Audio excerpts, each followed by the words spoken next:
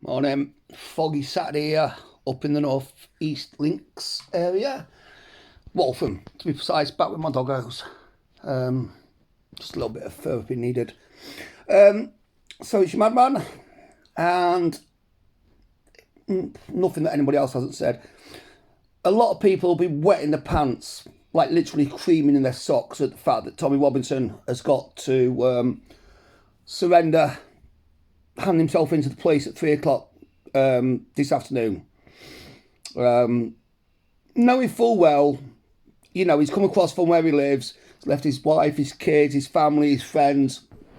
He's left his freedom behind because of the march tomorrow down London. But the guys come over knowing full well that the old bill are going to screw him. And the fact that they did not arrest him when he touched down, when he landed back in England, said everything. It was obviously a setup. So what have they done?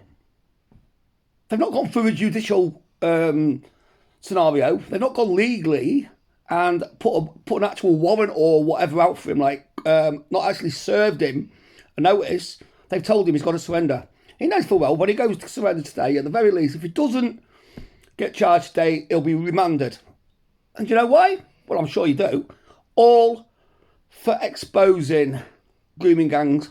I think the video he did, the documentary he did called Silence, I think it was Hartlepool grooming gangs, and it showed the level. I've seen it on somebody else's YouTube channel or clips of it. It showed the level of complicity from the police, the local council, everybody within that area, apart from obviously the children and the families. It showed how it was all covered up, swept under. There's interviews with certain people. I'm not going to name anybody, because I don't want to open a can of worms that could get worse for him or for any situation, anybody. But he's going to get charged with this documentary. He's shown it back in July, I think he showed it at the March. He was going to show it, or it's going to be shown again tomorrow, amongst other exposés that he's got, because he's a very, very clever man.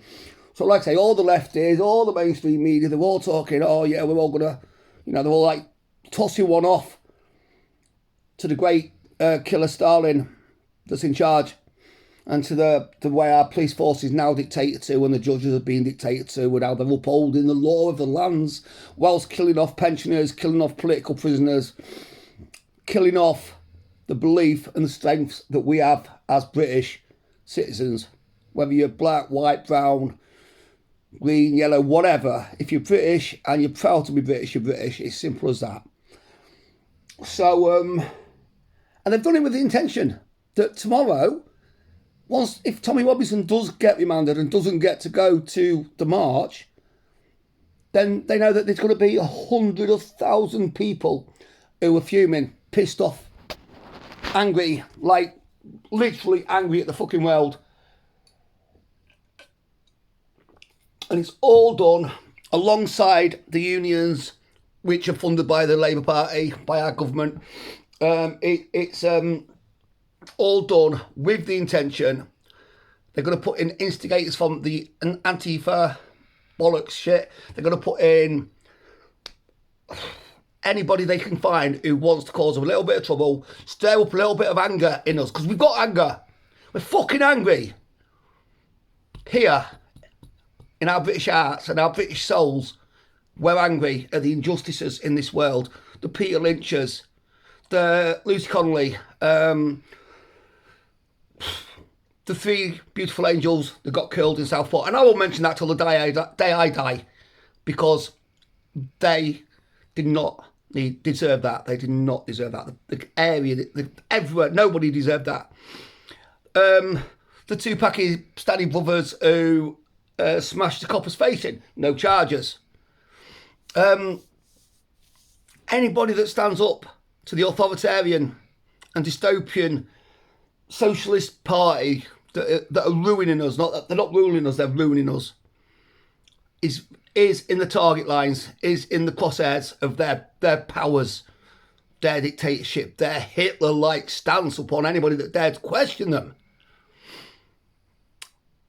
So when he comes back to the march, tomorrow, they're going to do everything they can to get us wound up, to get us vital, whether it's tomorrow's march, whether it's what I'm going to in Leeds in a couple of weeks, whether it's any other march, on any other day, anywhere, somebody's going to wind you up because they want to say, what was the buzz phrase? Far-right thugs. All this thuggery. Bad behaviour, racism, da-da-da-da. And as hard as it's got to be, we've got to remember, especially tomorrow of all days, especially if Tommy doesn't make it, we've got to remember, we are with him. We are Tommy Robinson. We are Peter Lynch. We are John Thorpe, Richard Inman, Mayor 2C, all the others, Ben Habib, all of them. We are them. We are British. We are proud to be British. We cannot let them tear us down. We cannot let them expose us by winding us up, by getting us to do what they want us to do. We stand together tomorrow. Tomorrow is probably the most important march in this country's history. If you ask me, it's probably the most important thing that we, for Britain and for the British people, the British citizens, tomorrow is probably the most important march that we could ever